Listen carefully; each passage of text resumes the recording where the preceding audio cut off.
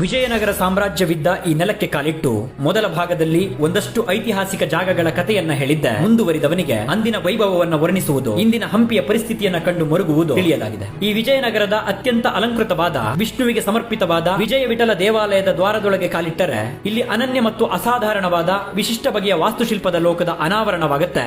ಅಂದಿನ ವೈಭವಕ್ಕೆ ಈ ಸಾಮ್ರಾಜ್ಯ ಎದುರಿಸಿದ ಕ್ರೂರ ದಾಳಿಗೆ ಮೂಕ ಸಾಕ್ಷಿಯಾಗಿ ನಿಂತಿರೋ ಧ್ವಂಸವಾದ ಕೋಟೆ ಕೊತ್ತಲ ಕಟ್ಟಡ ಗುಡಿ ಗೋಪುರಗಳ ಇಂದಿನ ಪರಿಸ್ಥಿತಿಯನ್ನ ಕಂಡು ಮನಸ್ಸು ಭಾರವಾಗುತ್ತೆ. ಮುಂದುವರಿದು ದ್ವಾರದಲ್ಲೇ ಎದುರಾಗೋ ಈ ಹಂಪಿಯ ಮುಕುಟಮಣಿ ಅಂತಿರೋ ಕಲ್ಲಿನ ರಥದ ಎದುರಿಗೆ ಬಂದು ನಿಂತೆ ಒಡಿಶಾದ ಕೊನಾರ್ಕ್ ಸೂರ್ಯ ದೇವಾಲಯದಿಂದ ಪ್ರೇರೇಪಣೆಗೊಂಡು ವಿಠಲನಿಗೆ ಸಮರ್ಪಿಸಲು 16ನೇ ಶತಮಾನದಲ್ಲಿ ನಿರ್ಮಾಣವಾದ ಈ ರಥ ವಿಜಯನಗರ ಸಾಮ್ರಾಜ್ಯದ ಕಾಲದ ಶಿಲ್ಪಕಲೆಯನ್ನ ಬಿತ್ತರಿಸುವುದರ ಜೊತೆಗೆ ಅದರ ನಿರ್ಮಾಣಕ್ಕೆ ಕಾರಣೀಕರ್ತರಾದ ಶ್ರೀಕೃಷ್ಣ ದೇವರಾಯರನ್ನು ನೆನಪಿಸುತ್ತೆ. ಈ ಕಲ್ಲಿನ ರಥದಿಂದ ದೃಷ್ಟಿಯನ್ನ ಈ ವಿಠಲ ದೇವಾಲಯದ ಗೋಪುರದೆಡೆಗೆ ಹರಿಸಿದರೆ ಸಂಪೂರ್ಣ ಗೋಪುರ ಸುಲ್ತಾನರ ದಾಳಿಯಿಂದ ಧ್ವಂಸಗೊಂಡಿತ್ತು. ಅದರ ಪ್ರತಿ ಮೂಲೆಗಳು ಕೂಡ ತಿಂಗಳುಗಟ್ಟಲೆ ಬೆಂಕಿಯಲ್ಲಿ ಹೊತ್ತಿ ಉರಿದ ನೋವಿನ ಕಥೆಯನ್ನ